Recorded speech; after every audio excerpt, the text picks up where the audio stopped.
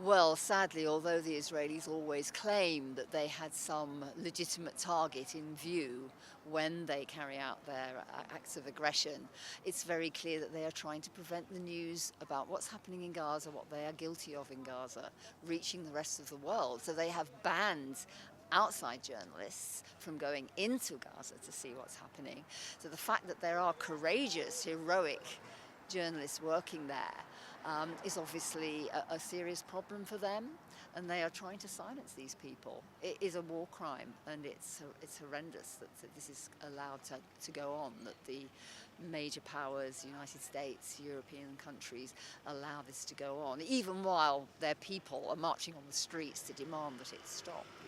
But the killing of journalists is a heinous crime. I think that the fact that South Africa put together a legal team which built an amazingly well-researched and thoroughly well-argued case to the International Court of Justice is a fantastic benefit for humanity. We should all be thanking them for it. And the problem is, of course, that Israel has completely ignored it.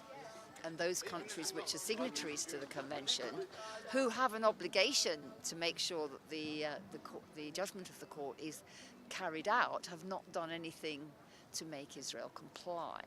So we have this constant spectacle, which would be amusing if it weren't so horrifying, of politicians standing up and saying, well, we're monitoring things very closely to see if Israel is complying with international human rights law, and if we found that they were, then we would do something.